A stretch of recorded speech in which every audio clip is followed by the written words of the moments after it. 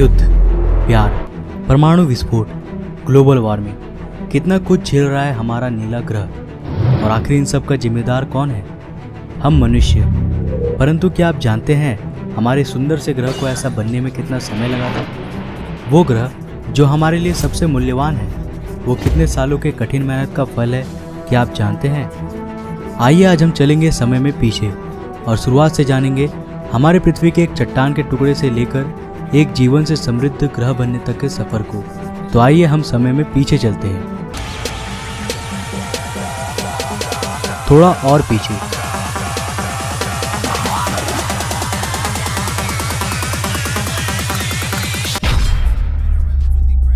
आज से करीब 4.6 अरब साल पहले हमारा सौरमंडल और एक नया जन्मा तारा, जिसके चारों ओर धूल और चट्टान चक्कर काट रहे हैं। यहाँ हमारी पृथ्वी का नामो निशान तक नहीं है। हम समय में कुछ ज़्यादा ही पीछे आ चुके हैं। अभी तक पृथ्वी के बनने की प्रक्रिया की शुरुआत नहीं हुई है, लेकिन इसकी नींव तैयार हो चुकी है। ये चट्टान और धूल अब गुरुत्वाकर्षण की वजह से आपस में जुड़ रहे हैं। कई लाख सालों के बाद अब एक भीमकाय चट्टान के गोले में बदल चुकी है, लेकिन इसे हम पृथ्वी नहीं कह सकते, क्योंकि अब ये बहुत ही गर्म है। ये आज के वीनस यानी शुक्र ग्रह के समान है। आज से करीब 4.5 अरब साल पहले धरती की सतह पूरी तरह खौलते लावा से ढकी है। आप गलती से भी नीचे पैर रखने की कोशिश मत करना, वरना आपके पास दोबारा रखने के लिए पैर नहीं बचेगा। इस वक्त धरती की सतह का तापमान करीब 1200 डिग्री सेल्सियस है, यानी ये जगह फिलहाल नर्क से कम नहीं है। यहाँ ऑक्सीजन का नामो निशान तक नहीं है। धरती पर लगातार एस्टेरॉइड्स की बरसात हो रही है, जो सतह पर कई किलोमीटर लंबे खौलते लावा के नदियों का निर्माण कर रहे हैं। और ये एस्टेरॉइड्स कहीं दूर के नहीं, बल्कि धरती के पड़ोसी हैं, जो लगातार उससे टकरा रही हैं। ऊपर देखिए, यह है एक नया नवेला ग्रह थिया, जो तेजी से हमारी ओर यानी धरती की ओर बढ़ रही है, करीब 15 किलोमीटर प्रति सेकंड की रफ्तार से, यानी एक गोली की रफ्तार से 20 गुना ज़्यादा तेज। हमें इसका स्वागत करना है, क्योंकि इसी की वजह से हमारे खूबसूरत चांद की रचना होगी। अब हमारी धरती चारों तरफ से अनगिनत चट्टानों के टुकड़े से घिर चुकी है। यहाँ इतने चट्टानी टुकड़े हैं कि इस वक्त हमारी धरती के पास भी शनि ग्रह के समान अपना एक रिंग बन चुका है, जो बिल्कुल शनि ग्रह के रिंग के जैसा ही 2 भागों में बटा है। पहला रिंग आज के धरती और चांद के बीच में है और दूसरा चांद के पीछे। इस रिंग से एस्टेरॉइड्स लगातार धरती पर बरस रहे हैं, लेकिन एस्टेरॉइड्स की असल बारिश अभी भी शुरू नहीं हुई है। अब ये रिंग धीरे धीरे ग्रेविटी की वजह से एक 3000 किलोमीटर चौड़े गोलीय पिंड में बदल जाएंगी।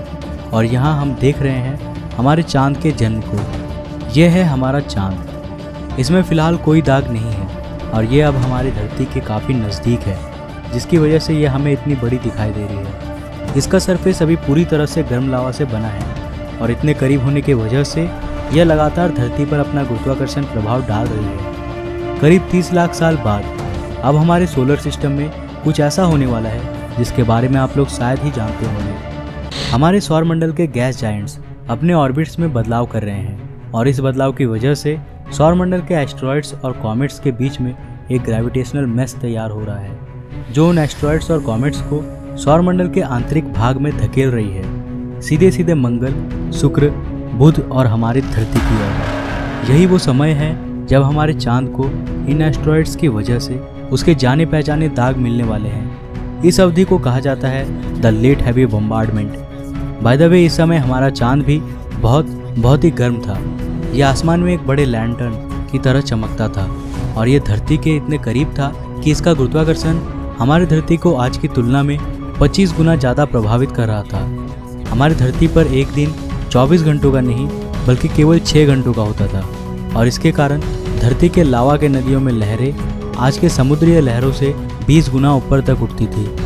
लेकिन भला हो हमारे चांद का, जो धीरे धीरे समय के साथ साथ हमारी धरती से दूर चला जाएगा और इससे धरती की घूर्णन धीमी होने लगेंगी और लावा की नदियाँ ठंडी होने लगेंगी, जिससे धरती के सतह का निर्माण होगा।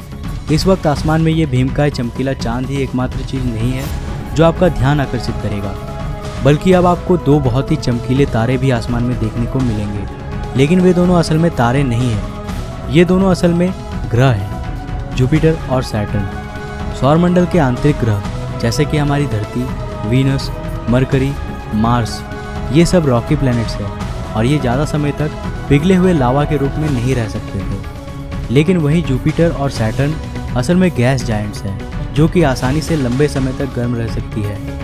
धरती के जन्म के इस समय काल में जुपिटर का टेम्परेचर 5000 डिग्री सेल्सियस और सैटर्न का 3000 डिग्री सेल्सियस था। इसका मतलब है कि जुपिटर उस वक्त हमारे सूरज से भी ज़्यादा चमकीला था। जैसा कि साइंटिस्ट कहते हैं कि तारे अपने जीवन के साथ साथ और चमकीले होते जाते हैं, तो उस समय हमारा सूरज आज से 30% कम चमकीला था। परंतु 4 अरब साल के लंबे अवधि में ये ग्रहें भी धीरे धीरे ठंडी हो जाएंगी।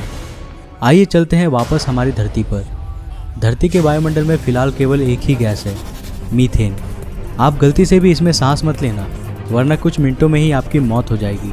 लेट हैवी बम्बार्डमेंट के दौरान धरती पर लगातार कॉमेट्स की भी बरसात हुई थी, जिन्होंने अपने साथ पानी का धरती में परिवहन किया। इस पानी ने धरती में समुद्रों का निर्माण किया। धरती अब चारों तरफ से समुद्र से घिरी हुई थी, लेकिन यहाँ ना तो पैर रखने के लिए ज़मीन था और ना ही सांस लेने के लिए ऑक्सीजन। हमारी धरती अभी कुछ हद तक पृथ्वी कहने लायक बन चुकी है,